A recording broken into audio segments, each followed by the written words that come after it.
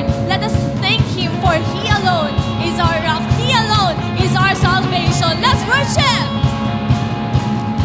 Let's sing, wandering into the night, wanting a place to hide this weary soul,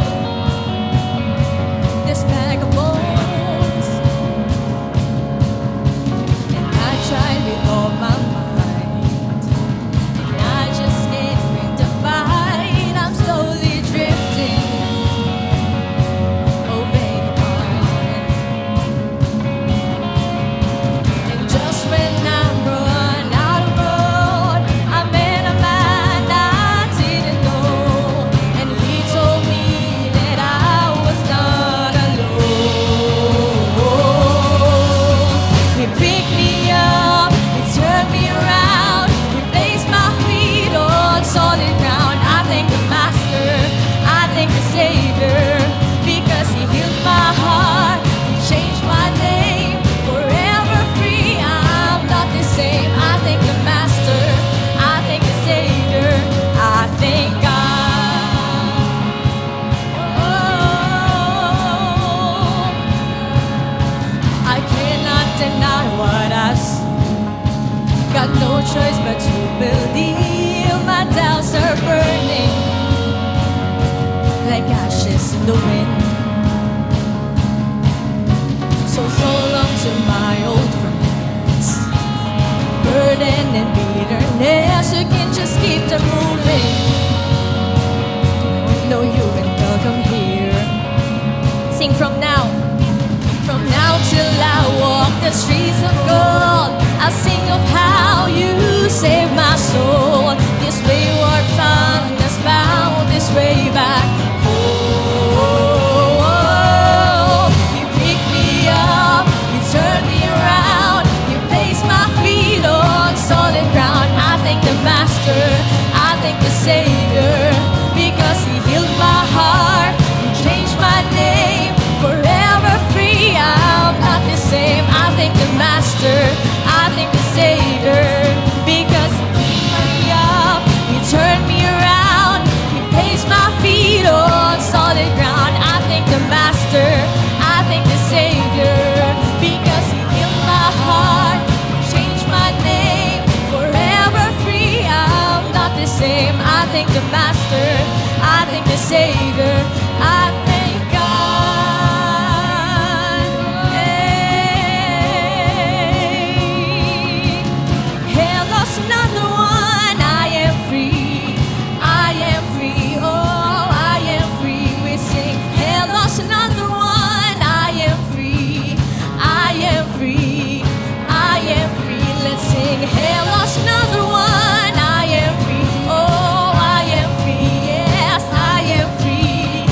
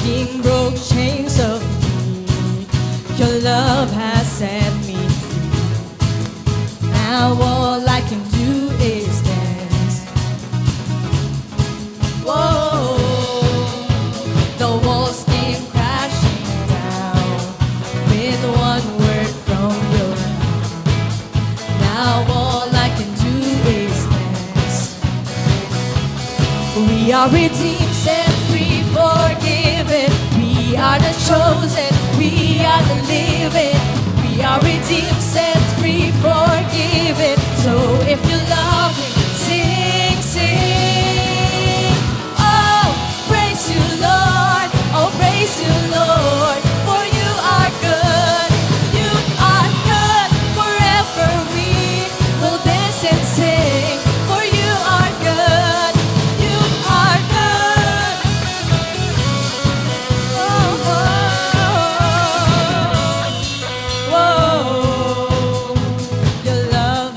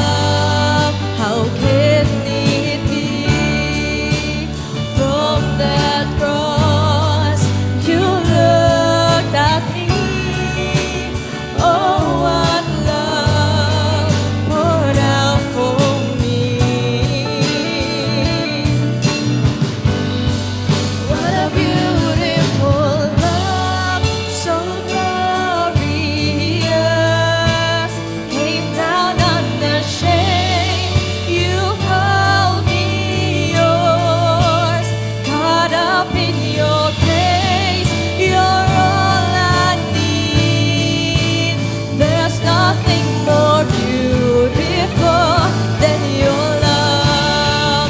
So glorious, came down unashamed. You called me yours, caught up in your grace. You're all I need. There's nothing more beautiful than your love. Oh, what love! How can it be? From that cross, you looked at me. Oh, what love poured out for me. What a beautiful love. For the last time, let's sing. Oh, what love, how can it be? From that cross, you looked at me. Oh, what love poured out for me.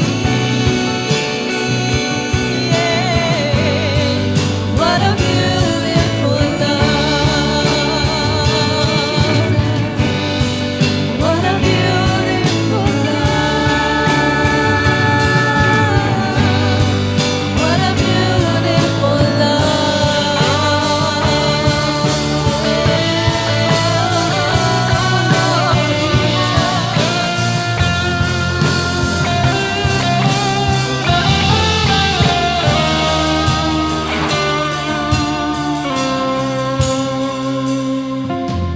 You stood before creation, eternity in your hands. You spoke the earth into motion, my soul now to stand.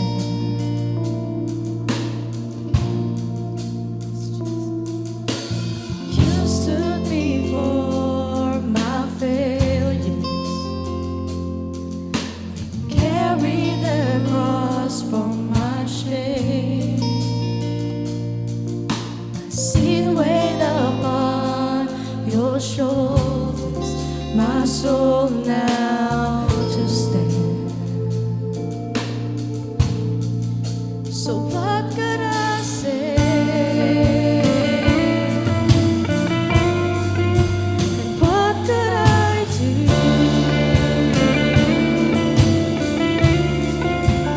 Offer this heart, oh God, completely to you. Sing, so I'll walk upon salvation.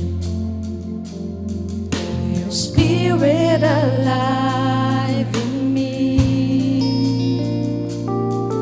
This life to declare your promise, my soul now to stand. So what could I say?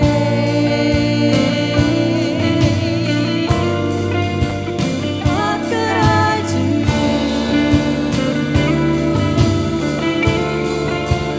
Offer this heart, oh God,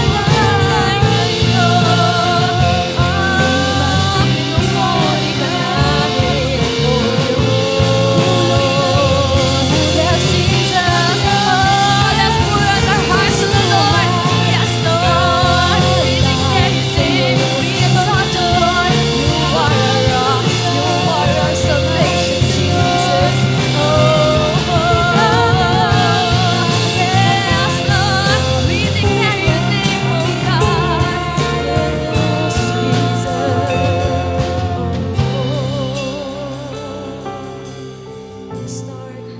Truly, God. Sa'yo lamang namin itataas ang aming kamay, ang aming buhay, ang aming puso, Panginoon. Patuloy mo kaming pinagpapala, Lord, even though we're not worthy of anything, Lord, in this world. Continue to change us, continue to purify us, Father. This is our prayer in Jesus' name. Amen. Amen and amen. And for our prayer passage, basahin ko po ang Salmo chapter 37 verses 1 to 11. Sabi ito, "Huwag kang mayamot sa masasama o mainggit man sa ginagawa nilang kasamaan dahil tulad ng damo, sila'y madaling matutuyo at tulad ng sariwang halaman, sila'y malalanta. Magtiwala ka sa Panginoon at gumawa ng mabuti at mananahan kang ligtas at payapa sa lupain. Sa Panginoon mo hanapin ang kaligayahan at ibibigay niya sa iyo ang ninanais mo. Ipagkatiwala mo sa Panginoon ang buong buhay mo. Magtiwala ka sa Kanya at tutulungan ka niya. Ihahayag niyang maliwanag na ikaw ay matuwid, kasing liwanag ng sikat ng araw sa katanghaliang tapat. Pumanatag ka sa piling ng Panginoon at matiyagang maghintay sa Kanyang gagawin. Huwag mong kainggitan ang masasama na gumiginhawa na sa masasama nilang plano'y nagtatagumpay sila. Huwag kang magagalit o mapopoot sa kanila, ni huwag kang mabalisa dahil ito'y makakasama sa iyo. Ang masama ay pagtatabuyan, ngunit ang nagtitiwala sa Panginoon ay mananatili sa lupain mananahan. Hindi magtatagal at mawawala ang masasama at kahit hanapin mo man sila ay hindi mo sila makikita. Ngunit ang mapagkumbaba ay patuloy na mananahan sa lupain ng Israel ng mapayapa at masagana. Amen. So ano yung reminder sa atin dito? Sabi nga, di ba, huwag po tayong mayamot or mainggit sa mga masasama at sa ginagawa nilang masama. Huwag tayong mainggit sa mga gawain nila, sa kaginhawaan na meron sila ngayon, sa mga tagumpay na nakakamit nila. Bakit? Kasi sabi, pansamantala lamang ito. Ano yung kailangan natin gawin? Magtiwala tayo sa Panginoon at gumawa ng mabuti. Sabi nga ng mga Filipino idioms, diba? Nasa Diyos ang awa, nasa tao ang gawa. Habang tayo nagtitiwala sa Panginoon, tayo din po ay gumawa ng mabuti. At sa Panginoon natin hanapin ang ating kaligayahan. Huwag sa mundong ito, huwag sa material things.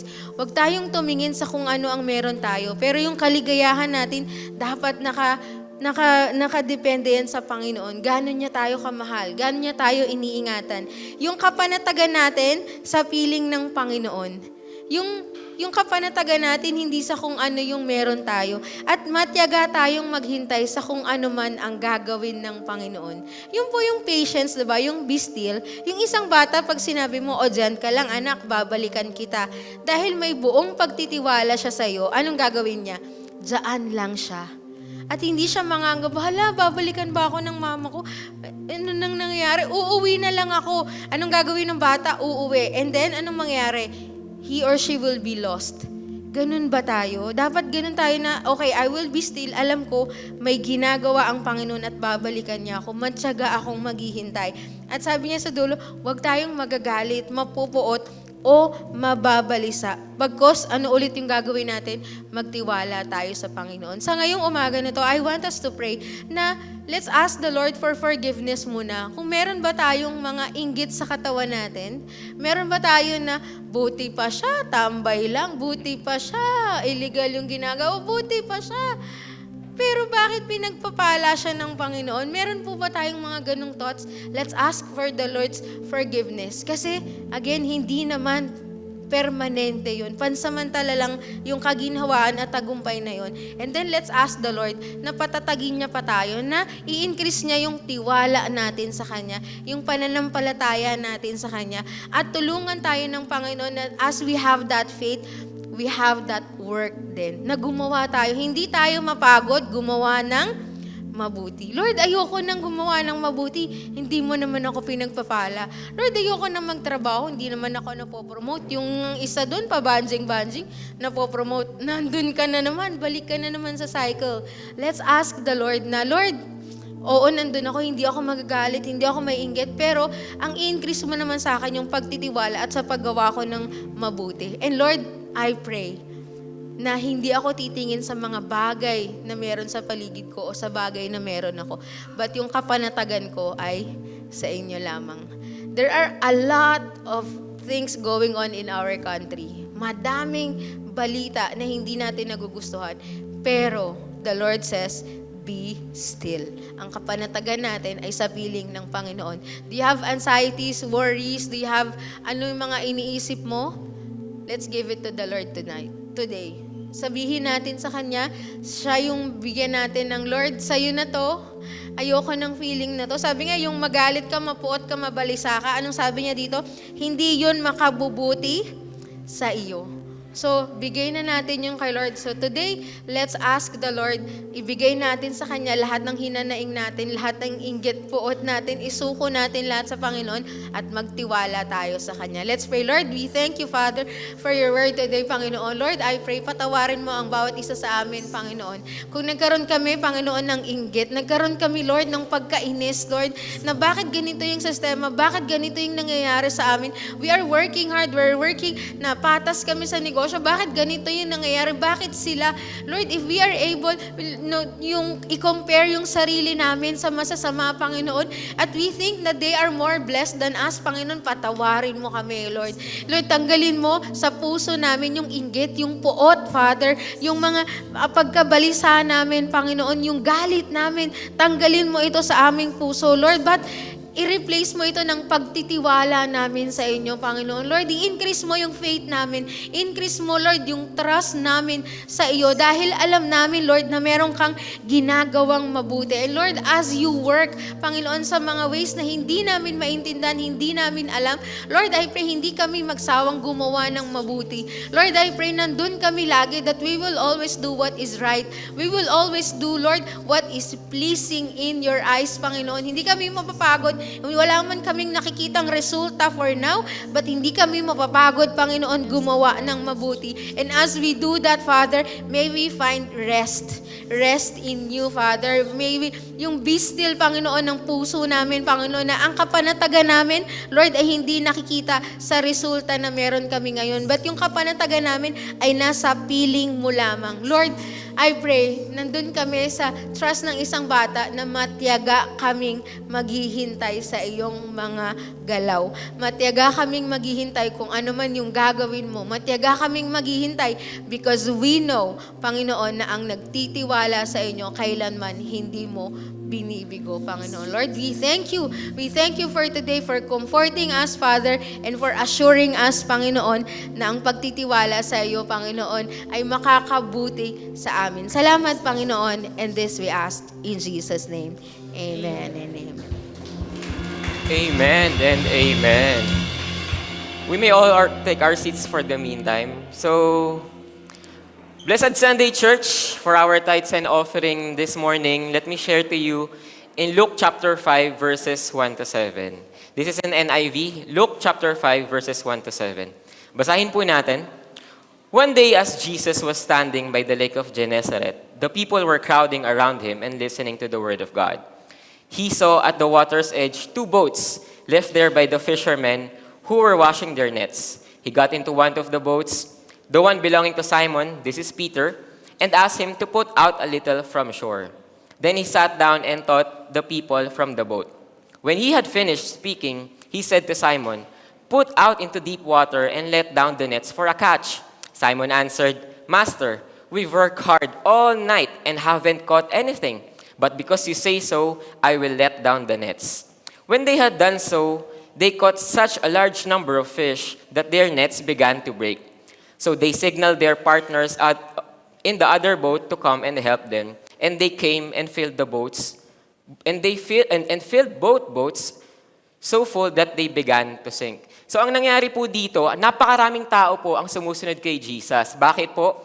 Kasi kung babasahin po natin yung naunang chapter and verses dito, nabalitaan ng mga tao na si Jesus ay nagmimilagro, na si Jesus ay napakaraming ginagawang kamanghamanghang bagay sa mga tao at siya ay nagtuturo. At ano pong nagawa dito ni Jesus? Na pumunta siya sa isang bangka na nakita niya sa may dalampasigan, unti-unti siyang lumayo para mas makapagturo pa. At pagkatapos daw po niya magturo sa napakaraming tao, ano po ang ginawa niya? Muli niyang inutusan si Simon. Sabi niya, "Simon, pumunta ka sa mas malayong parte pumalaot ka sa mas malayong parte, mas malalim parte ng lake na ito. Ibaba mo ang iyong lambat at tignan natin kung anong mangyayari. At ano nga po ang nangyari dito? Kinailangan, sa dami ng isdang nakuha nila, kinailangan pang tawagin ni Simon yung iba niyang mga kasamahan. At pagkakuha nila, 2 bangka pa po yung talagang napuno at halos pa raw po na lumubog ito sa dami ng isdang nakuha nila. Ngayon, sa umagang ito, gusto ko pong mag-focus tayo sa 3 phrases na sinabi ni Simon sa verse 5. Sabi niya dito, sa unang phrase, we've worked hard all night. So point number 1, let's continue to work hard for the Lord.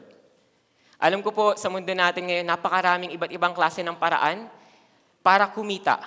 Pero isipin po natin mabuti, tama ba to o mali? Sa panahon po natin ngayon, napakaraming iba't ibang paraan, mga business deals na pirmahan mo tong kontrata na to, pero sa likod pala nito may kaakibat ng mga illegal na gawain. Nababalitaan po natin na marami pa rin po mga scamming hub na patuloy na nagnanakaw sa mga tao at nakakalungkot pong isipin na may mga ganito pa ring tao. At nabanggit nga po ni Ate Apple kanina, hindi ba, na kahit may mga nanloloko, bakit nakikita natin na umaangat sila? Pero patuloy po natin tatandaan, patuloy po natin aalalahanin. Sabi po dito sa Proverbs 13:11, easy money or dishonest money dwindles away. But whoever gathers money little by little makes it grow. Hindi po natin kailangan magmadaling yumaman. Kasi kapag inisip po natin magmadali, iisip po tayo ng mga paraan na illegal para lang po tayo yumaman. Huwag po tayo magpabulag sa karangyaan na nakikita natin sa iba, pero nakuha naman nila sa maling paraan. Let's continue to check ourselves. Tama ba yung paraan ng pagtatrabaho ko? Nanggogoyo ba ako o nanadaraya ako? Nagiging honest ba ako sa mga business deals ko? Patuloy po tayo magtrabaho ng maigi at mabuti para sa Panginoon. Second phrase pong nasabi dito, haven't caught anything. Wala po silang nakuha. Maghapon, magdamag, buong gabi silang nagtatrabaho, pero wala ho silang nakuhang isda. Ano po ang pinapakita dito? Minsan naitanong na po ba natin sa sarili natin, or kay Lord, na ipag-pray na po ba natin, Lord, bakit kaya hindi ako napopromote? Lord, bakit kaya hindi ko pa rin nakukuha itong trabahong to? Lord, bakit kaya ang hina ng benta sa negosyo? At sa tingin ko, ganito rin ang naramdaman ni Simon. Buong gabi siya nagtatrabaho pero wala siyang nakuha. At baka natanong na din natin yun. Nakaka-frustrate, tama po ba? And it's a valid response. Number 2, frustrations may come but continue to have faith in the Lord. Frustrations are valid emotions. At tatandaan po natin, meron pa po tayong mararanasan na rejections, disappointments sa mga inaasam natin. Pero kahit ganun pa man po, huwag po tayong mag-dwell dun sa emosyon na yun. Pero dapat mas lumalim pa yung pananampalataya natin sa ating Panginoon. Yes, nakakalungkot, nakakalumbay, pero pag naramdaman na natin yun, bumalik agad tayo. Kapag bumagsak tayo, tumayo agad tayo. Oo, mafufrustrate tayo, pero patuloy tayong manampalataya. Continue to have faith in the Lord. Pangatlo pong sinabi dito ni Simon, sabi niya dito, because you say so. Dito napakaganda po ng pinakitang character at attitude ni Simon. Bakit po? Kasi sinunod niya agad yung sinabi ni Jesus eh. Ibaba mo ang iyong lambat, pumunta ka sa mas malalim na parte ng lake na ito, ibaba mo ang iyong lambat. Pero kung iisipin natin, maghapon at magdamag na nangingisda si Simon, pero wala pa rin siyang nakukuha.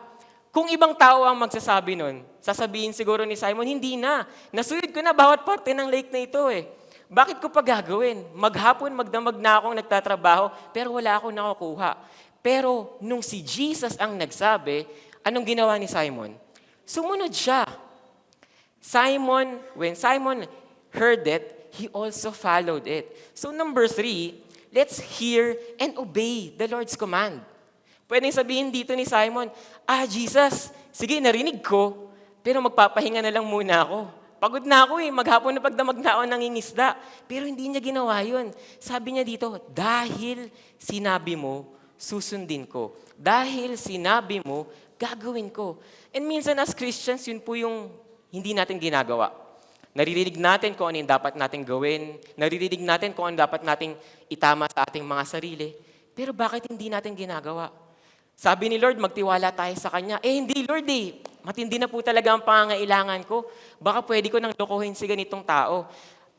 Magtiwala ka lang sa akin, anak ko. Hindi Lord bayaran na kasi. Baka pwedeng itong illegal na munang gawain na to ang puntahan ko para lang maipambayad sa ganitong pangangailangan.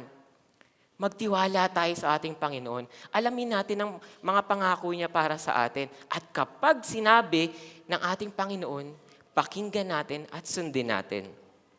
Alam niyo po, kapag tayo ay patuloy na nagsipag, maiging nagtrabaho, patuloy na magtiwala, pakinggan at gawin kung ano ang sinasabi ng ating Panginoon, labis po tayong mamamangha sa mga kayang gawin pa ng ating Diyos. In verse 9, sabi po dito, "For he and all his companions were astonished at the catch of the fish they had taken."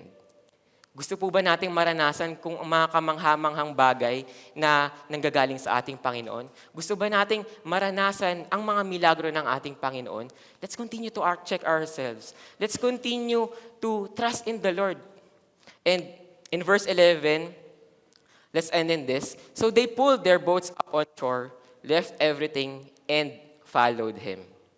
We should not fully love our resources, but fully love the source. We should not fully put our trust in our resources, but fully trust the source. We should not follow or be commanded by our resources, but we should follow the source. At kapag sinabi po nating source, I'm not just talking about the source of our provisions and success. I'm also talking about the source of our love, the source of our strength, the source of our joy in every circumstances. Patuloy po tayong magsipag. Pag-igihan po natin ang pagtatrabaho natin at kung ano pa yung mga sources of income na ibinigay sa atin ni Lord. Patuloy po tayong magtiwala, makinig, sundin, at gawin ang mga inuutos sa atin ng ating Panginoon. So I hope this morning we are all encouraged to give. So para po sa ating mga envelope, red po is for our tithes. This is the 10% of what we have received. Blue naman po is for our projects. This is the maintenance of our church. White naman po is for our missions and benevolence funds. And brown naman po is ito po ang balik pondo para sa ating sanctuaryo. So I would like to invite each and every one of us to stand up and let's pray. Lord, maraming salamat po, O Lord, sa umagang ito at muli kami nagkasama-sama sa inyong presensya. Maraming salamat po, O Lord, dahil tinuruan nyo kami, O Lord, na magtrabaho ng mabuti at maigi, O God. Lord, humihingi po kami ng tawad kung meron man kaming alalahanin, may mga nagawa kaming mali na iligal at hindi ka lugod-lugod sa inyong paningin, O God. Lord, maraming salamat po, Lord, dahil patuloy nyo kaming dinidisiplina, patuloy nyo pong inaayos at tinuturuan ang bawat isa sa amin, O Lord, na lumakad ng tuwid sa inyong salita.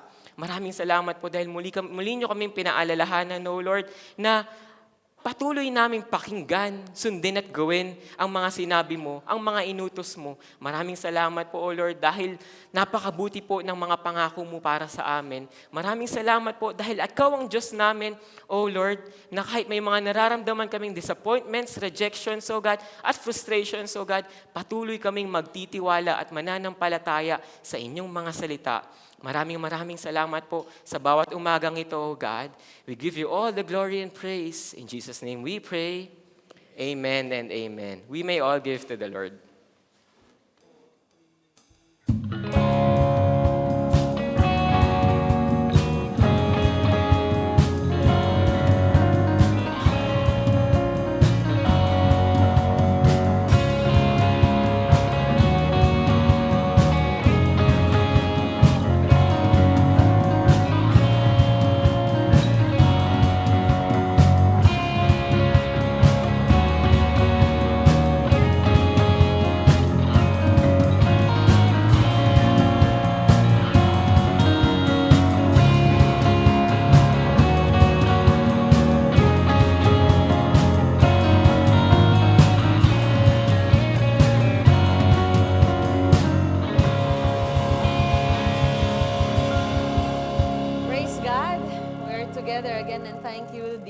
Encouraging us to give to the Lord. And praise God po for your generosity and faithfulness in giving.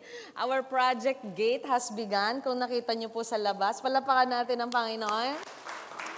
ang proyekto natin para malagyan pa po ng seguridad ang bahay-sambahan ng Lord ay nasimulan na. And thank you everyone for coming dahil napakahalaga po ng nagre-recharge po tayo sa salita ng Panginoon, no, sa karunungan. Before ulit tayo magpagal, sinong maraming schedule this week? Okay, sinong maraming kailangan gawin, ayusin, maraming isipin, bago tayo maghanap buhay at i-achieve lahat ang ating mga plano. At of course, we have our devotion every day. It's replay every day, 5:30 a.m. po sa ating FB group page. Available din po ang ating devotion every day sa ating Spotify. Just look for what's the title, Sis Ves?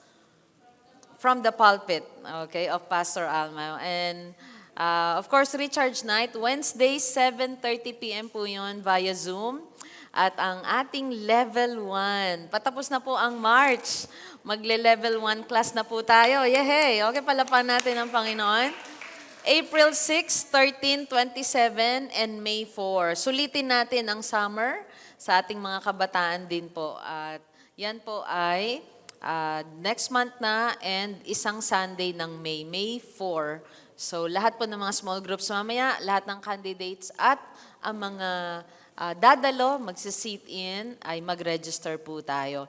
Holy Week service natin ay sa April 18, that's Good Friday, 3 p.m. Maraming saradong mga establishments pero bukas po ang ating gawain ng ating church. Let's come and worship the Lord together and remember His love and His sacrifice. Napakagandang pinag-aaralan po natin ang kanyang death and resurrection. Of course, Resurrection Sunday is April 20. And our Friends and Family Day, save up for this wonderful day sa May 1, 2025. That's holiday, Labor Day.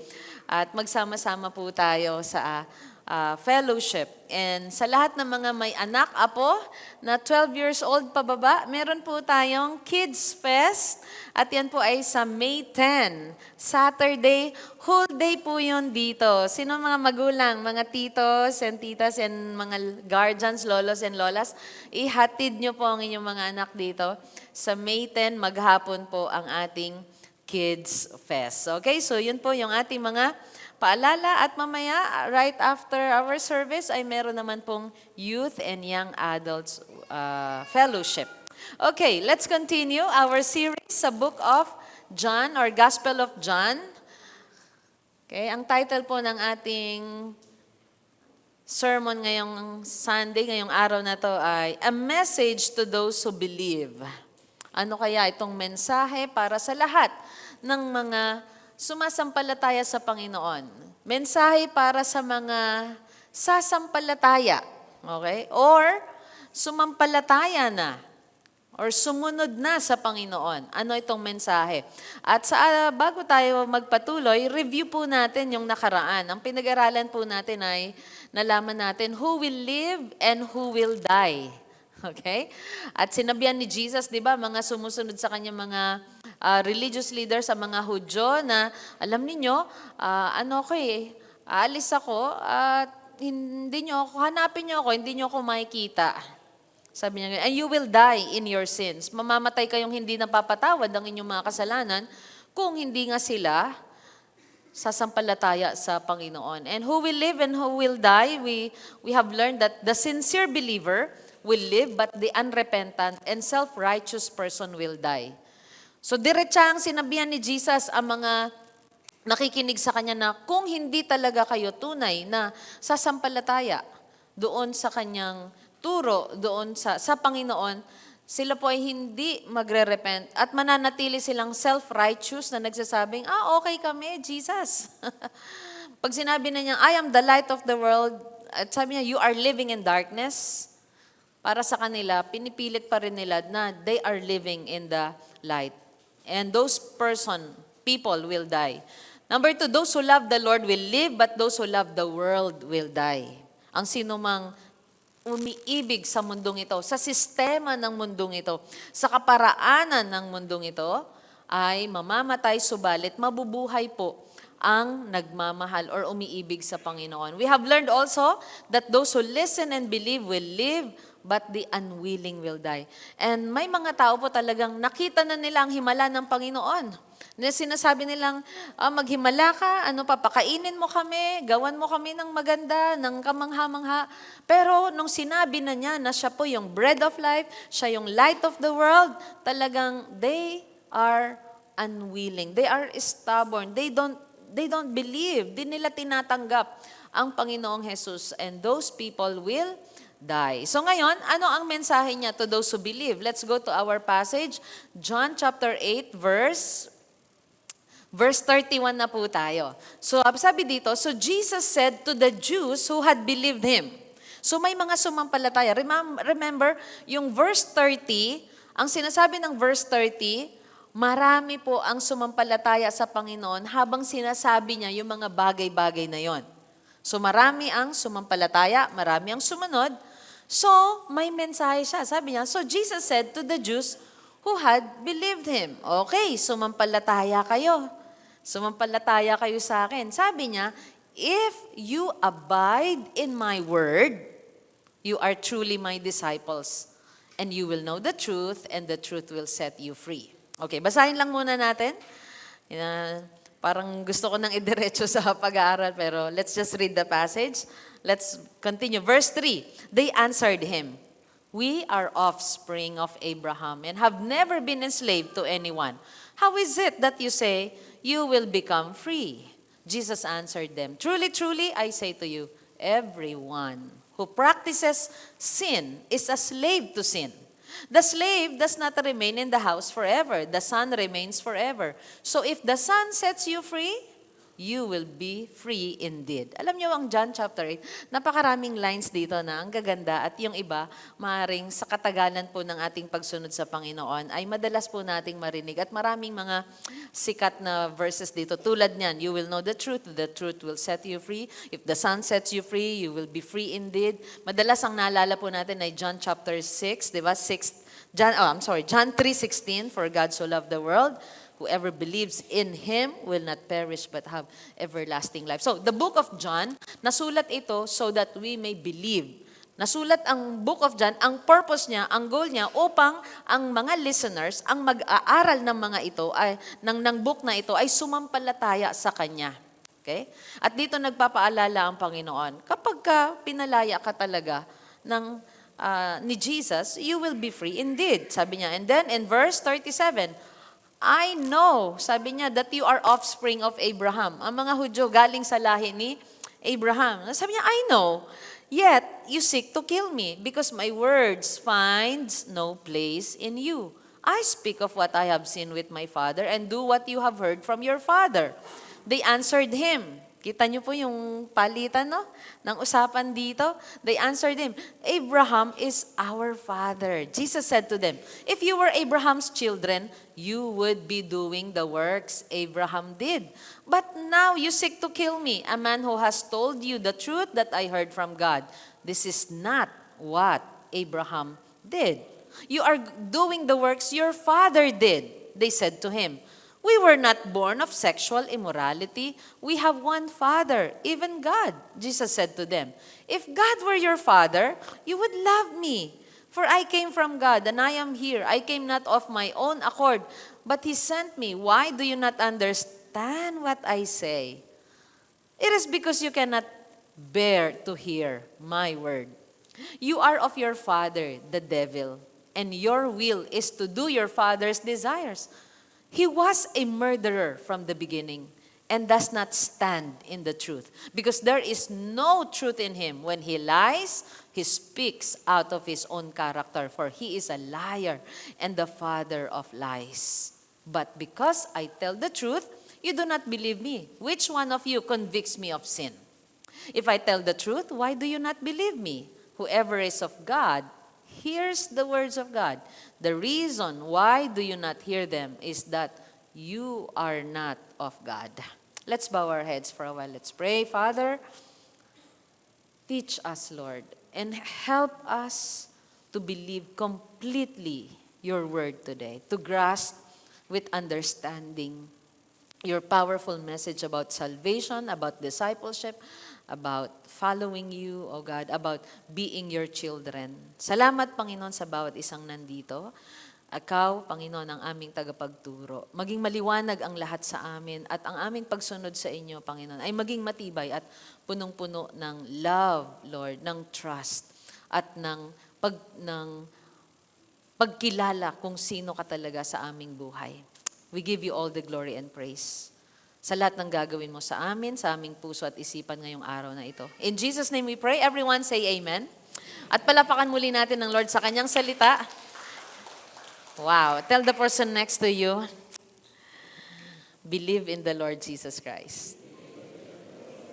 If you are new, kayo po ay matagal na, kayo po ay nagpapatuloy sa inyong walk with God, napakahalaga po ng mensaheng ito ngayong umaga. So, again, the title of our sermon, A Message to Those Who Believe. Number 1, continue in His Word. Ang sabi ni Jesus, if you continue, sabi niya, in my word. Magpatuloy po tayo. Ito ang mensahe sa mga sumusunod sa Panginoon. A true disciple is not just someone who begins to follow Jesus, but someone who remains. Someone who abides. Ang pagsunod sa Panginoon is a continual process, not a one-time decision. Maring minsan tayo nag-decision, nag-commit. Yes, nag-commit tayo, Lord, I will follow you. Anong kasunod nun? No turning back. Or I have decided to follow Jesus. Do you know that song? Yes, di ba? Ni-revive pa nga yan sa panahon natin ngayon. I have decided to follow Jesus, no turning back. Minsan po tayong nagdesisyon, pero ito pong desisyon na yon ay kailangan continual. Ito po ay tuloy-tuloy. Ito po ay hindi natitigil. We have to continue in His Word. We have to constantly engage with God's Word. Mag-engage po tayo sa pamamagitan ng reading, meditating, and obeying. Now, let us go back to our passage. Sabi ni Jesus, to those who believed Him. So nakita niya, okay, daming sumampalataya. Sabi niya, if you abide in my word. So ang tunay ay nananatili. Yung term, pag sinabi nating abide, remain, nandyan ka lang. Pero alam niyo po yung nandyan ka lang sa salita ng Panginoon, ang ibig sabihin nun ay nagpapatuloy kang sumunod. It is what they call, ito po ay hindi siya past tense. It's a present perfect tense. Asan ang mga youth natin? Okay? Sasabihin nila, ayan tayo absent po ako niyan nung itinuro yan, yung mga perfect tense, mga tenses na yan. Okay? Sabi niya dito, if you abide in my word, nagpapatuloy, you are truly my disciple. Sumusunod ka sa akin, sumasampalataya ka sa akin, pero kailangan you abide saan? In my word. Ang tunay po ay continuing. Yung abide po dito, sa Greek word ay M-E-N-O, menu. This verb means to remain, to stay, to continue. Na kahit may hirap, you endure. It has the idea of staying in a place, being steadfast, pero patuloy kang namumuhay doon sa katotohanan na itinuro sa iyo. Hindi mo ipinagpapalit, hindi mo iniiwanan. You abide in my word. Sabi niya, kaya dito ano bang ginagawa ng mga nakikinig sa kanya dito? Ayaw nilang tanggapin na Jesus is the light of the world. Ayaw nilang tanggapin na umalis na kayo sa darkness. Okay? If you follow me, I am the light of the world, repent of your sins. Talikuran nyo ang inyong masamang pamumuhay. So if you abide in my word, you are truly my disciples. active po tayo sa ating relationship sa Lord. Narinig nyo na po ba yung salitang, active ka ba? Inactive. Diba? Sino rito may social media account? May social media ka, pero alam mo yung open ka, you are active, at ikaw ay napapadala ng mensahe, nababasa mo kaagad, at sinusunod mo. Pero meron yung active, nababasa, nakuha yung mensahe, pero anong ginawa? Ay, sinin lang niya ako eh. Diba? So, hindi ka talaga active. Active lang yung social media mo, pero inactive kasi hindi natin ginawa, hindi natin sinunod. Diba? Hindi po ba pagka nag-send ng message, nakikita, yung iba nakikita po sa screen nyo mismo kung sino yung nagpadala ng message, right? Nakikita natin. At sino na rin dito nagamit ang sign? Hindi ko nakita, hindi ko nabasa. Alright? You choose to be inactive. Okay? Ang nagpapatuloy po ay continuing. Sino rito yung naka-enroll pero pumapasok? Ay, hindi pumapasok. Di ba? Naka-enroll, nalaman ng magulang, Pastor, yung anak ko naka-enroll, binayaran po namin yung kanyang tuition fee. Umaalis naman po siya na naka-uniform. Pero hindi pala pumapasok. Sabi ko, saan po pumapasok? Saan? Okay? In-enroll po sa eskwelahan, pero iba yung pinasukan. Kaya anong nangyari? In-enroll ko po ulit. Kaya alam niyo po, it took my child, sabi niya gano'n, 7 years para makagraduate doon sa kursong dapat natapos niya ng 4 years. Okay? Sa mga kabataan, pag in-enroll ka, anong gagawin? Pumasok. Ayan. Naka-uniform pa nga daw, pero nasa bilyaran pala. Ano pa? Okay? Nasa laruan. Nagja-jumping rope, nagte-10-20. Ano ba? Meron pa bang nagte-10-20 ngayon? Wala na. Okay? Kailangan active po tayo. Ano pa? Pinapasweldo pero hindi pumapasok. Anong tawag doon? Diba? Ghost. Alright? Ghosting. Okay? Ang follower ni Jesus ay active. Tayo alam po natin yung mga bagay na yon. Na kapag in-enroll ka, pumapasok ka, kapag ikaw ay employee, empleyado, ikaw ay nagtatrabaho. Hindi lang po natin gusto yung mga benepisyo. Ganon din po sa ating pagsunod sa Panginoon. Ang daming spiritual blessings, gusto natin lahat yon. Lord, gusto ko ng salvation. Lord, gusto ko yan, kaligtasan. Gusto ko ng justification, lahat po yan. Yes, it's free. It's a gift. Eternal life it's a gift, but you are a follower. You are a disciple of Jesus. You believe in Him.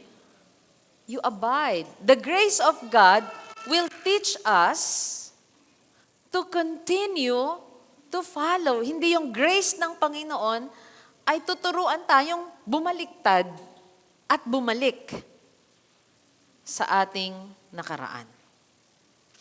And thank God, doon sa mga nagsimula sa kanilang walk with Jesus at hanggang ngayon ay nagpapatuloy.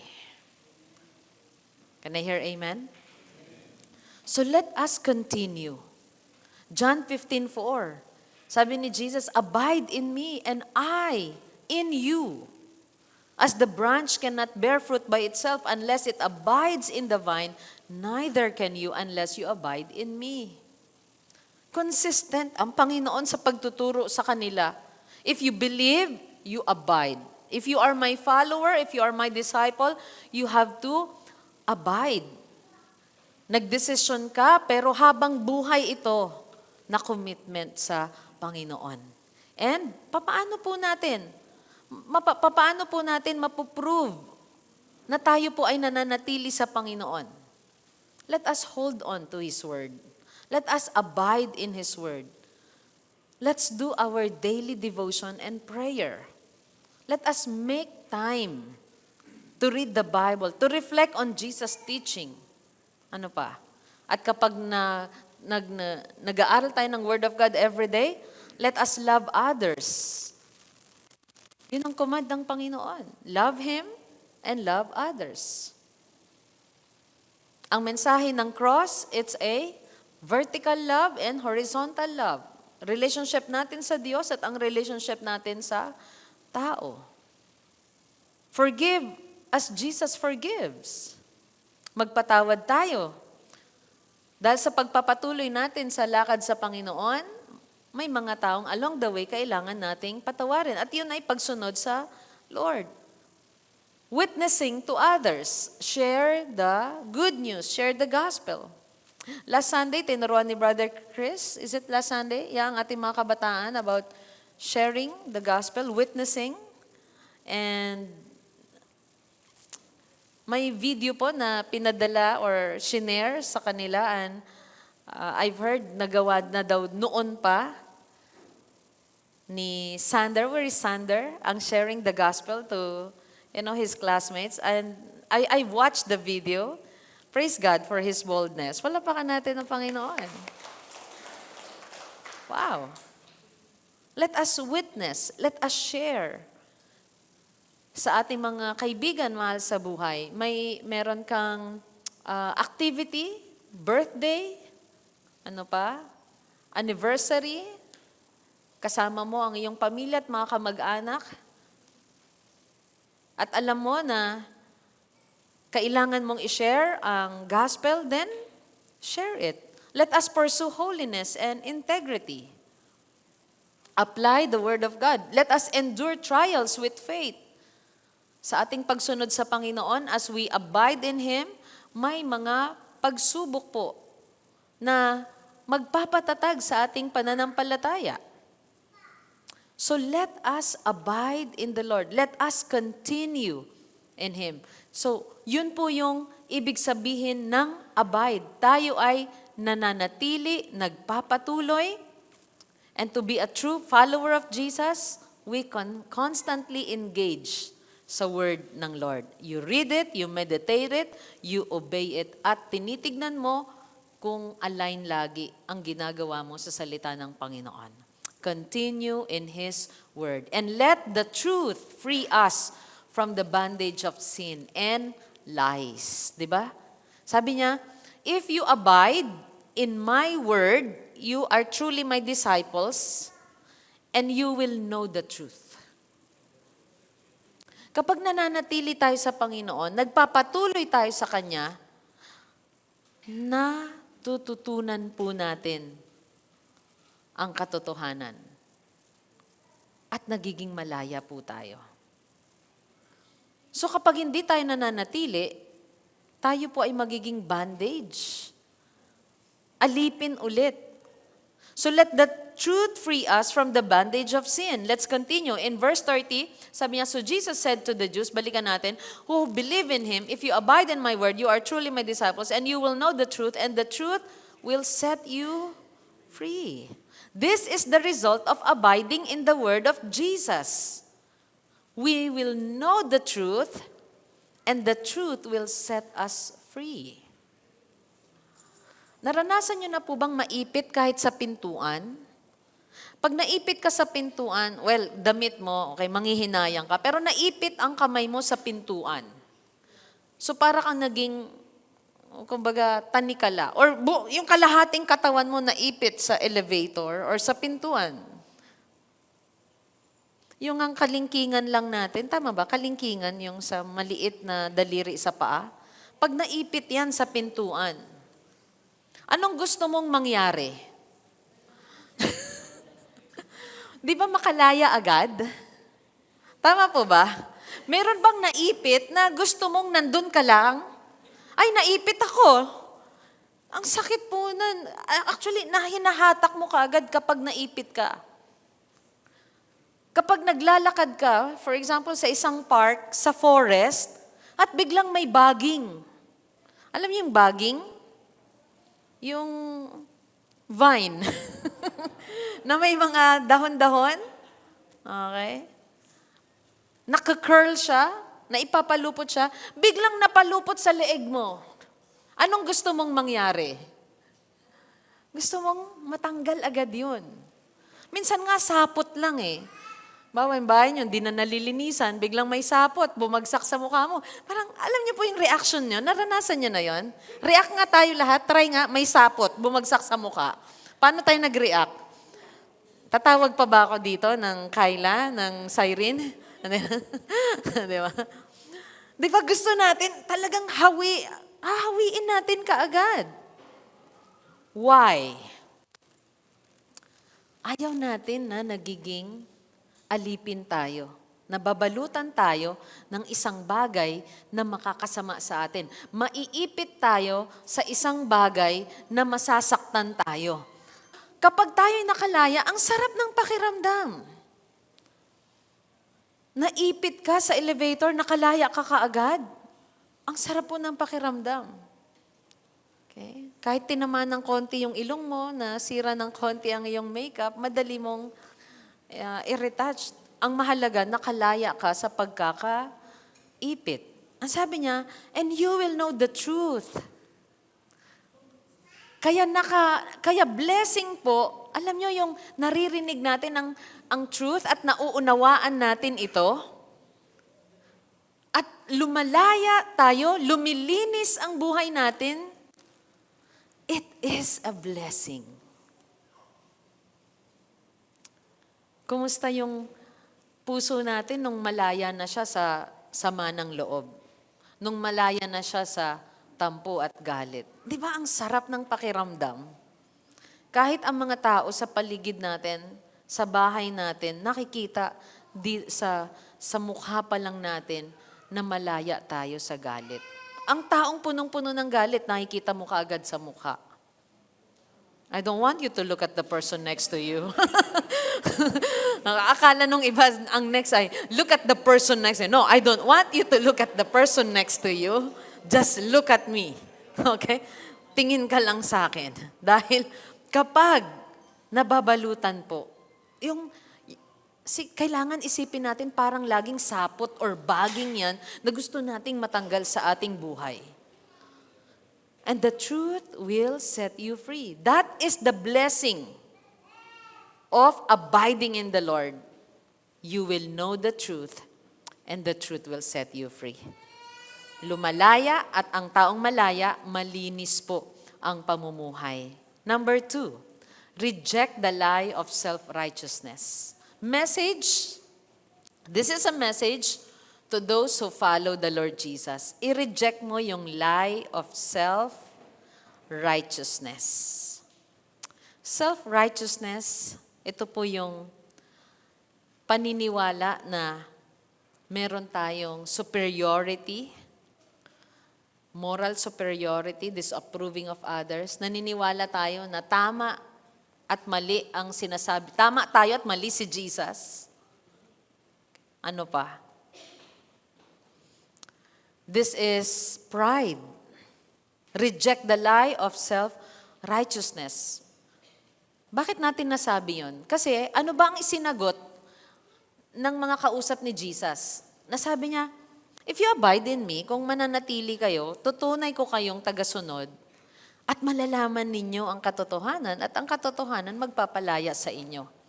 Maging malaya ka, maging maayos buhay mo, maging malinis, walang sapot, walang baging, no? Walang nakaipit, hindi ka slave. Reject the lie of self-righteousness. Let's go to our passage, John 8, verse 33. They answered him, we are offspring of Abraham and have never been enslaved to anyone. How is it that you say you will become free? Anong sagot nila? Ay, nagmula kami sa lahi ni Abraham. Kailan may hindi kami naging alipin ng kahit sino. Totoo po ba yun? Sinasabi nila? Kailan may hindi kami naging alipin kahit sino. Alam niyo po, the Jewish people, they had been in bondage. Kaya mali yung sinasabi nila dito. Under what? Under Egypt. They were in back, kaya nga pinalaya sila ng Panginoon. Slave sila sa Ehipto. Pangalawa, naging slave din sila ng Philistines. At kapag ka-slave ka noon, talagang magtatrabaho po sila ng pahirapan doon sa mga sumakop sa kanila. Under Babylon, Persia, Syria, Rome. Habang sinasabi po nila ito, they are under the Roman rule. Pero anong sabi nila? We are offspring of Abraham and have never been enslaved to anyone. Kaya alam niyo po yung nagsasabing, alam niyo, hindi ko kailangan ng salita ng Panginoon. Hindi ko kailangan ng Bible. Dahil okay ako. Narinig niyo na po ba yung excuse na yon? Hindi ko kailangan ng Bible study dahil okay ako. Hindi ko kailangan ng good news dahil maayos naman ang buhay ko mabait naman ako, wala naman akong inaapakang tao. Namumuhay naman ako ng payapa. So okay na ako dito. You know what? That is a deception from the enemy. Dahil tayo pong lahat ay slave ng sin and we need a Savior who is the light of the world, who is the living water, who is the good shepherd, who is the bread of life. Tingnan niyo po anong ginagawa ng Word of God sa buhay po natin. We continue. Napakarami ko pong nakakausap na kapag tayo po ay down, pero every time na pagsasaluhan namin ang salita ng Panginoon, pagkatapos ng pag-uusap ay, praise God. Naliwanagan ako. Praise God na pagpala ako. Dahil bukas ang puso niya sa Word of God. Pero meron naman, there are people totally hindi ko po na-meet sa buhay ko pero inintroduce at magpapa-counsel.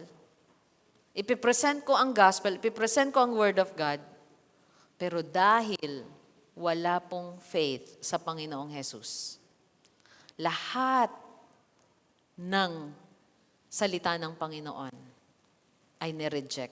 Kasi ang iniisip ay, kaya ko to, okay ako. Hindi ko kailangan yan. So sabi nila, we are offspring of Abraham, hindi kami na-enslave. Kaya ang pinakamasakit po, at ang pinakakawawa, yung taong sabing, may sakit ka? Hindi, wala po akong sakit. Pero, hindi ko kailangan ng manggagamot. Hindi talaga gagaling ang taong may sakit, pero ang iniisip niya, wala akong sakit. At hindi talaga tayo maliligtas hanggat hindi natin inaamin. Ako po ay talagang lost, ako ay makasalanan. Hindi ko alam ang aking patutunguhan. And I want the truth from the Bible. Can I hear amen? Let's continue. So anong sinagot ni Jesus? Jesus answered them, truly, truly, I say to you, everyone who practices sin is a slave to sin.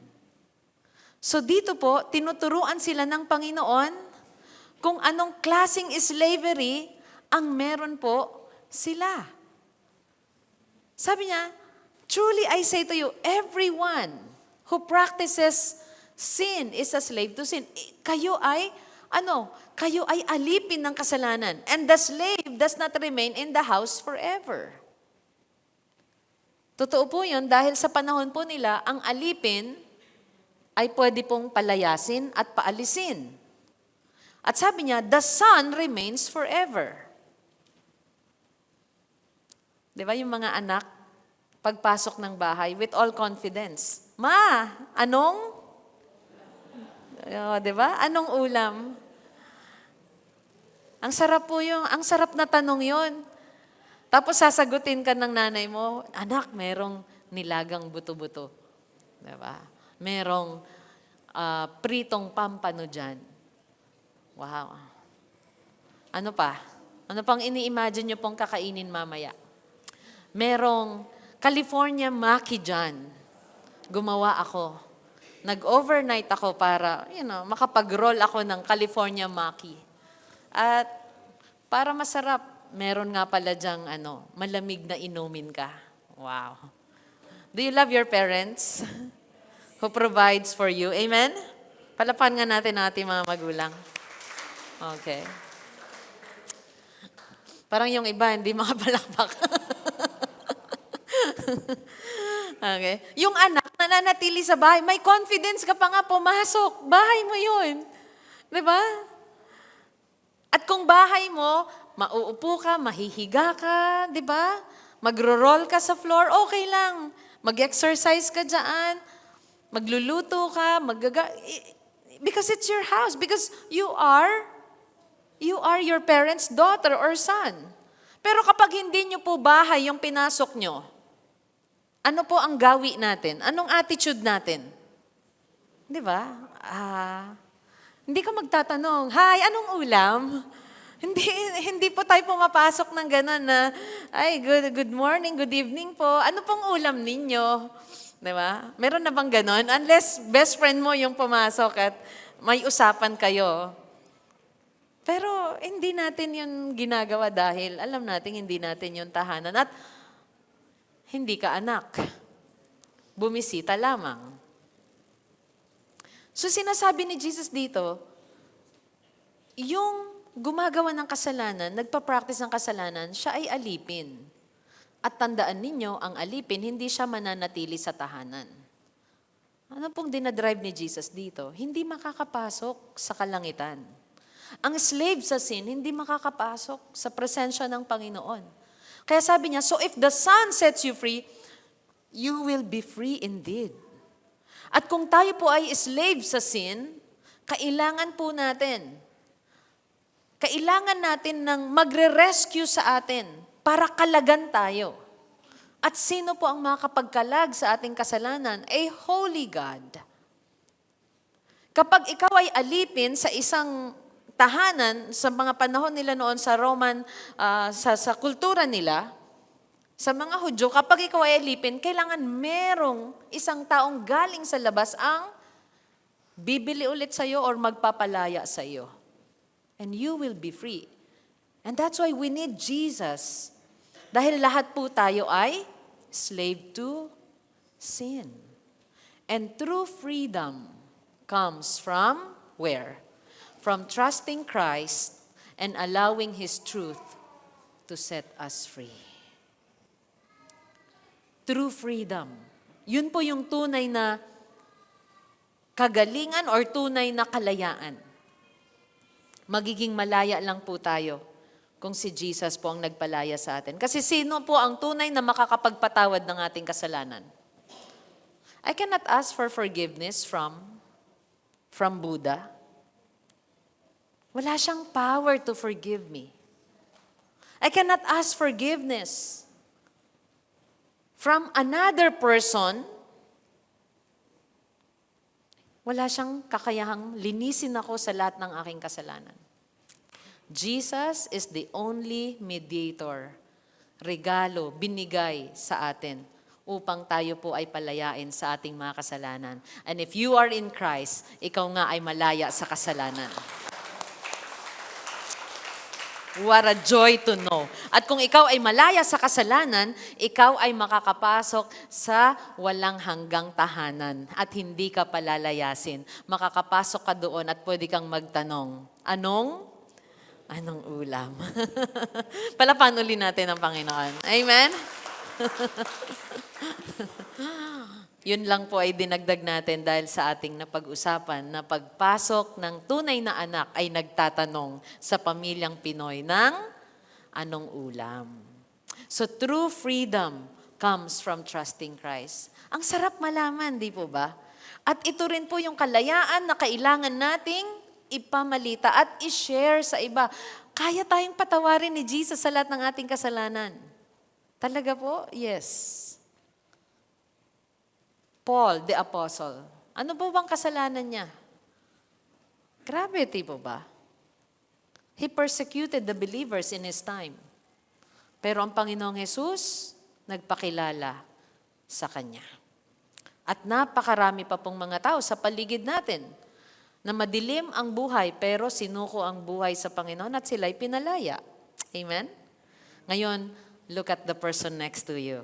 Yan ang pinalaya ni Kristo sa mga kasalanan, sa rebellion. Dati rebelde sa magulang yan. Dati maraming bisyo yan. Dati malayo ang buhay niya sa Lord. Dati ayaw niyang nag-church. Dati hindi niya gusto ang mga gawain para sa Panginoon. Pero ngayon, uhaw siya. Yan ang pinalaya ng Panginoon. Are we learning? Number 3, know Jesus and the Father intimately. Message po ito sa lahat ng susunod sa Panginoon. Na tayo po ay, anong una? We have to continue in His Word. We have to reject the lie of self-righteousness. Tanggalin na natin yung okay ako, hindi ko kailangan yan. Alright. Kahit nga po yung nakapagsimba naman ako last year, okay pa ako. Okay? Alright. Reject the lie of self-righteousness. Parang, alam nyo, naliligo nga tayo araw-araw eh. Nare-refresh tayo.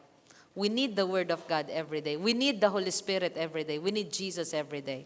And number 3, know Jesus and the Father intimately. Nung sinabi nila, alam mo Jesus, hindi kami naging slave ni Numan. Anak kami ni Abraham eh. Ayun ang kanilang pinangahawakan. Anong reply ni Jesus? I know, alam ko kayo ay Abraham's descendants. Pero alam nyo, bakit ninyo ginagawa ang bagay na hindi naman ginawa ni Abraham? At si Jesus, kinonfront niya sila sa kanilang rejection sa kanyang mensahe. A true disciple knows Jesus and the Father intimately. Yung relationship po ay hindi lang external, hindi lang may tawagan. Oh, Jesus, you are my Lord and I am your child. Hindi lang external, hindi lang sa title. Alam niyo kanina, sinare ko po sa ating workers yung Luke chapter 6. Verses 42 to 49. Sabi ni Jesus, bakit tinatawag niyo akong Lord, Lord? Hindi niyo naman sinusunod yung aking salita. Ang taong sumusunod sa akin, malalim ang pundasyon. Pag dumating yung unos, hindi siya magigiba. Yung tumatawag sa akin ng Lord, Lord, di niya ginagawa ang aking salita.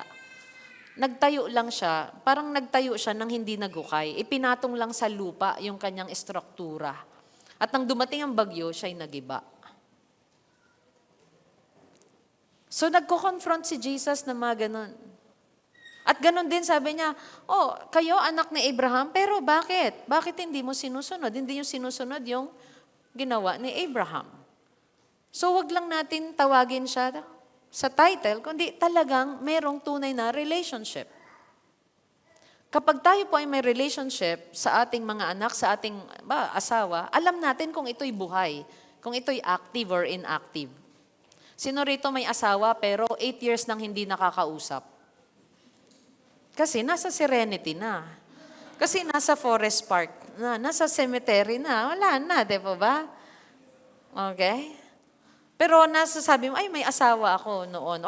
Pero sino dito, may asawa ka talaga pero hindi na kayo nag-uusap? Walang fellowship. Wala pong love. Title lang po yun. Pero sino dito may asawa, nag-uusap kayo. Nagkukwentuhan. Naghahati sa isang cake.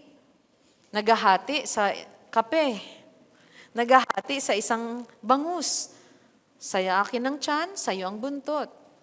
Diba? Naghahati sa isang steak. Lumalabas, naglalakad, nag-holding hands, di ba? Pinupunasan ang luha ng mister kapag nalulungkot. May fellowship. Are we learning? Active po yung relationship, and we have to know Jesus and the Father intimately, continuously. It is not enough to simply identify as Christians. At ito po yon mga kabataan. And this is what I want to remind you sa mga lumaki sa church. Lumaki ako sa church, alam ko yan. Delikado po tayo kapag alam lang natin at hindi natin sinusunod. Lumaki ako sa Sunday school. Ito pa, sino rito yung pinanganak sa Christian family? Ang mga magulang ko ay Kristiyano. Ang mga lolo't lola ko ay Kristiyano. Ang mga magulang ko ay naglingkod sa Panginoon. Ang mga tito at tita ko ay naglilingkod din sa Panginoon. Kaya, ligtas ako. Hindi po doon nakasalalay. At isa yun sa napag-usapan namin ni Brother Chris, na sisiguraduhin namin, lalaki si Amo, hindi kami ang kanyang Savior. At hindi niya sasabihin, because my parents serve the Lord, therefore I am saved. No. Nagkakamali siya. Hindi dahil lumaki tayo sa church, hindi dahil dinala tayo sa church, hindi dahil ipinanganak tayo sa Christian homes at sasabihin natin, Jesus, my parents, they love you. The question now is, how about you? Parang yun yung sinasabi ni Jesus dito. Tignan po natin, sabi niya, I know that you are offspring of Abraham, yet you seek to kill me because my word finds no place in you. Wala kang relationship sa akin kasi hindi mo tinatanggap ang aking salita. You seek to kill me. I speak of what I have seen with my father and you do what you have heard from your father. Sabi niya, ang ginagawa ninyo, yung talagang ginagawa ng father ninyo. Let's go down. They answered him. Sumagot uli sila, Abraham is our father. Pinagpipilitan po nila. Nasa natural world sila. Wala sila sa spiritual. Oo, anak kayo ni Abraham. Pero hindi nyo ginagawa ang ginawa ni Abraham. And they answered again, Abraham is our father. Jesus said to them, if you were Abraham's children, you would be doing the works of Abraham did. Ano bang ginawa ni Abraham? Si Abraham, sa Genesis 18, nung siya po ay na-encounter niya, yung 3 visitors, tinanggap niya. Tinanggap niya ang utos ng Panginoon, sumunod siya nung sinabi ni God na, okay, lisanin mo ang iyong mga angkan, ang iyong pamilya, ang iyong lugar, at pumunta ka sa direction kung saan kita papupuntahin, and I will bless you. And sabi, Abraham believed. Siya'y sumampalataya, siya'y naniwala sa Panginoon, siya'y sumunod. Kaya sabi niya dito, kung kayo ay talagang anak ni Abraham, you would be doing the works of Abraham. Abraham did. But now, you seek to kill me. Isipin niyo po, yung nagsabi ng totoo, gusto nilang patayin. Anong klaseng isip yon, di ba? Minsan nga may magsabi sa atin ng totoo, saan ang daan? Ay, ito, kumanan ka, kumaliwa ka. Pinagplanuhan mo ba na masama yun? Di ba? Nagpapasalamat ka na sinabihan ka ng direction. Pero dito sabi niya, you seek to kill me, a man who has told you the truth that I heard from God. This is not what Abraham did. Hindi talaga si Abraham. Maring biological. Father niyo siya, pero spiritual hindi niyo siya father. Kasi hindi nyo ginawa ang ginawang pagsunod ni Abraham. Verse 41, you are doing the works your father did, they said to him. We were not born of sexual immorality. We have one Father, even God. Tingnan nyo, ang kanilang, ngayon, ang pinipilit na naman nila ay, hindi kami ginawa ng inyong, sabi niya, sa verse 41, ang mga ginagawa nyo ay katulad ng ginawa ng inyong ama. Sabi ni Jesus, sumagot sila kay Jesus, hindi nga kami anak sa labas. Ang Diyos ang aming ama. They recognize God is their Father. Jesus said to them, So sabi nila, if Abraham is your father, hindi. Sabi ni Jesus, hindi nyo ginawa-gawa ang ginawa ni Abraham. Hindi, si God ang aming father. Sabi ni naman ni Jesus, if God were your father, you would love me. Kaya napag-aralan natin last week, sabi natin, those who love the Lord will be saved. But those who love the world will die. Because they love the world. Because they love the system of the world. At sabi niya, if God were your father, you would love me. For I came from God and I am here. I came not of my own accord, but He sent me. Why do you not understand what I say? It is because you cannot bear to hear my word. Para nilang sinasabing, I love God, but I reject Jesus. At ito po yung nangyayari din sa panahon natin ngayon. I acknowledge there's God. May mga ganon. But I reject Jesus. I reject the church. I reject the believers. You cannot reject those things because Jesus died for all of us. For me and you, for the church. Can I hear amen? So, itinutuwid sila ng Panginoon.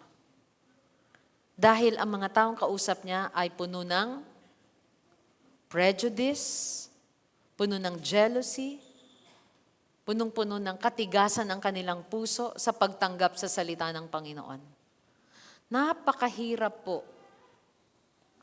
mapasok ang puso ng isang taong nire-reject niya na ang salita ng Panginoon.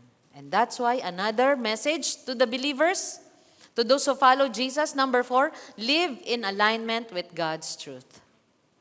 Last but not the least, live in alignment with God's truth. Ano na yung sinabi ni Jesus? Ano sa tingin ninyo? Sabi nila, okay, anak kami ni Abraham. Hindi kayo anak ni Abraham, hindi nyo ginagawa ang ginawa ni Abraham. Hindi nga kami anak sa labas.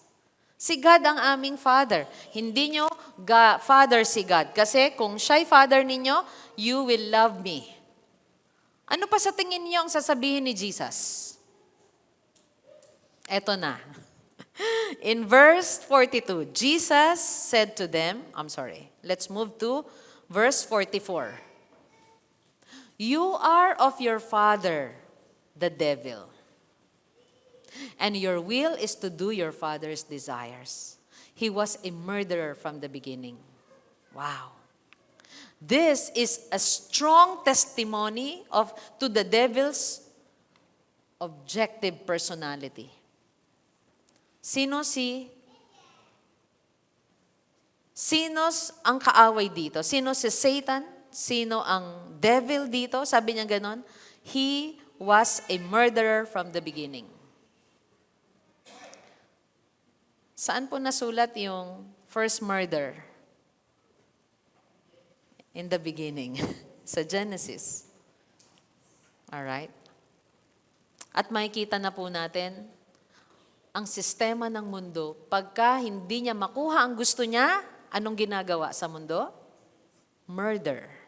He was a murderer from the beginning and does not stand in the truth because there is no truth in him. Wala pong katotohanan, wala pong truth sa kaaway because there is no truth in him. Sabi niya, when he lies, he speaks out of his own character. Siya ang pinagmumulan ng lahat ng kasinungalingan. Kaya sabi niya, your father is the devil.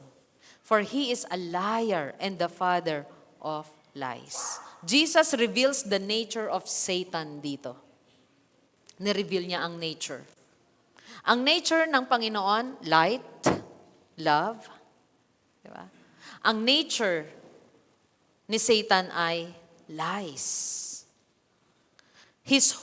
The core of his character, ay kasinungalingan. And he is the most dangerous deceiver. He even deceived himself. Sipin niyo po, he deceived himself. Siya mismo, nilinlang niya ang kanyang sarili. Napansin po ba natin yon? Na ang taong nagre-reject ng truth, nililinlang din niya ang kanyang sarili. Sabi niya, wala akong sakit, hindi ako makasalanan, nililinlang ang sarili. At yun po ang kaaway. Let's continue, verse 45. But because I tell the truth, you do not believe me. Which one of you convicts me of sin? If I tell the truth, why do you not believe me? Whoever is of God hears the words of God. Can we read that memory verse? John 8:47, sabay-sabay tayo. 1, 2, 3, go. Whoever is of God hears the words of God. Amen. Yung naka-highlight po ay whoever is of God hears the words of God. The reason why you do not hear them is that you are not of God. If you are truly a disciple and a child of God, you listen to the Word of God. And you do not distort the Word of God. We do not distort the Word of God. Hindi natin ito binabaliko-baliko para mapasunod sa ating kagustuhan, kundi the truth. Yun ang sinusunod po natin at tinatanggap natin. At dito, alam niyo po ba, yung kasunod na nito, anong gustong gawin na sa kanya talaga? To kill Jesus. They wanted to kill Jesus. They're looking for opportunity para talagang maipapatay siya. Ganun po, ang katindi ang pag-reject nila sa Panginoong Jesus. And let us reflect again this morning. Am I a true follower of the Lord? Am I a true disciple? Because true discipleship involves both listening to Jesus' voice, to His Word. Okay, balikan natin yung listen to His Word. Do we study? Do we meditate the Word of God every day? Dahil let me tell you, kahit ang isang tao may title na sa pangalan niya, 10 years, 20 years nang naglilingkod sa Panginoon, naranasan niya na ang tuktok ng tagumpay, kapag binitawan niya lang ang salita ng Panginoon. Pag binitawan niya ang salita ng Panginoon, pag hindi natin ito continually pinakikinggan at sinusunod, napakadali po nating bumagsak. Sabi nga ni Jesus sa Luke, para kang nagtayo ng bahay, ipinatong mo lang sa lupa. Ang mga bahay ba natin nakapatong lang sa lupa? Madali tayong mag-iba pagka ganon. Kaya let me remind you today, seryosohin po natin ang pagtanggap, pag-aaral, pakikinig sa salita ng Panginoon. Can I hear amen? Do you feel weak today? Run to His Word. Run to His Word. Embrace the Word of God. Sundin natin, namnamin natin, at talagang paghariin natin ang salita ng Panginoon. Ang sabi ko kanina, true discipleship involves both listening to Jesus' voice and living it out in daily obedience. Kailangan apply. Anong sinasabi natin sa online devotion? Diba? Read the Word, meditate the Word, live the Word. Do what it says. We are not just listeners, but we are doers of the Word of God. Let me end with this verse, John 10:27-28. So John 8 tayo, no? Forward tayo. Anong mensahe pa rin ni Jesus? Consistent. Sabi niya, my sheep hear my voice, and I know them, and they follow me.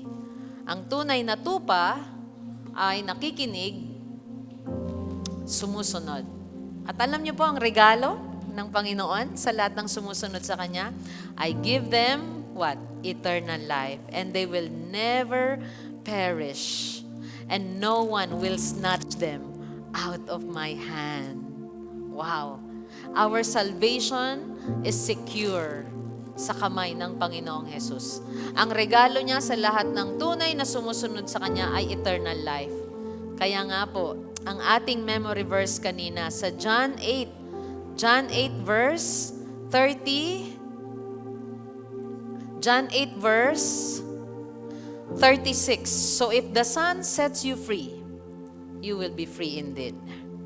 Kung ikaw ay na kay Kristo, kung pinalaya ka ni Kristo, malaya ka nga sa kasalanan.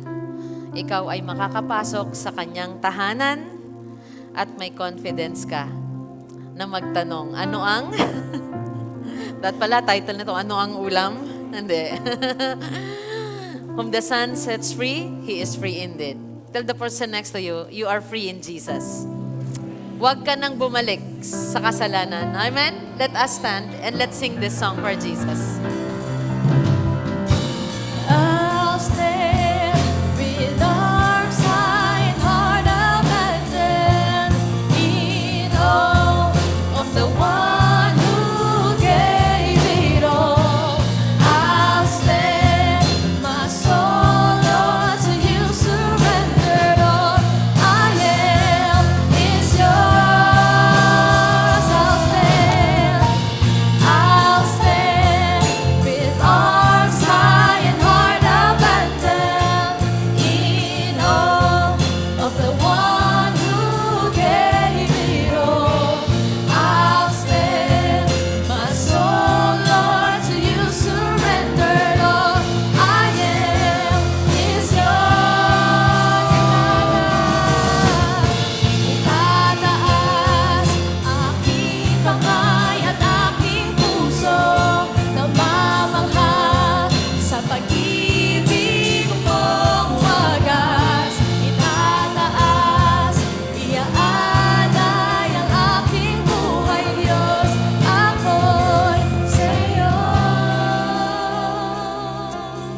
Yes, Jesus, that is our prayer this morning. Kami ay sa iyo, Panginoon. Sa iyo namin itinataas ang aming buhay, ang lahat-lahat sa amin. Sa iyo kami, Panginoon, sumasampalataya. Lord, we ask, dear Holy Spirit, evaluate our hearts today. Evaluate the authenticity of our love for you. Tulungan mo kami, Panginoon, na magpatuloy sa iyong salita. Manatili sa iyo at tuloy-tuloy na sumusunod sa salita mo. Lord, sino man sa amin ang alipin ng anumang bisyo, alipin ng masamang kaisipan, alipin, Panginoon, ng envy, ng jealousy, kung ang puso namin nababalutan ngayon ng takot, ng pangamba, ng pag-aalala, oh God, palayain niyo po kami. Palayain niyo kami sa lahat ng kasalanan, Panginoon, na nagpapahina sa amin, nagpapagulo ng pamilya at buhay namin, na sumisira sa amin. Lord, forgive us. Help us to strive to be faithful followers of you. At hindi lang kami tagapakinig, kundi tagasunod, Panginoon. At tulungan niyo po ang bawat mag-asawa. Sa mga may asawa, would you please hold your hand? Sa mga mag-asawang nandito, Panginoon, tulungan niyo po sila na sabay na sumunod sa inyo, sabay na sumampalataya sa inyo. Dalangin ko maging malaya ang kanilang mga puso at isipan sa anuman, Panginoon, hindi pagkakaunawaan. Kung paano silang nagsimula na iisa, magtatapos po ang kanilang buhay na iisa, Panginoon, sa inyong harapan na naglilingkod sa inyo. At sa lahat ng mga kabataan, sa inyong mga anak na nandito na tapat na sumusunod sa inyo, Lord, ikaw po ang magpala. Ikaw, Panginoon, ang mag-reward sa bawat isa sa kanilang pagsunod sa inyo. Lord, nakikita mo po ang mga tapat sa inyo and you love them. You love those who fear you. You love those who put their trust in you. Samahan niyo po kami sa buong linggo. Lahat ng mga challenges na haharapin po namin, Panginoon, ay mapagtagumpayan namin. Lahat ng mga events at mga projects po namin ay magampanan at mga responsibilidad namin ay magampanan po namin ng merong pag-ibig, merong pagtitiwala sa inyo. Na ikaw ang aming Panginoon na nakakakita ng lahat ng aming ginagawa. At gamitin niyo rin po kami, Panginoon, maging liwanag sa lahat ng makakasalamuha po namin. Makita nila ang pag-ibig mo sa amin at maipadama namin sa kanila ang kabutihan po ninyo. And all glory to you alone, Lord. In Jesus' name we pray. And everyone say, Amen. Palapakan po natin ang Panginoon. Wow. Thank you so much for joining our worship. God bless you, your small group, and your family time. See you again next Sunday.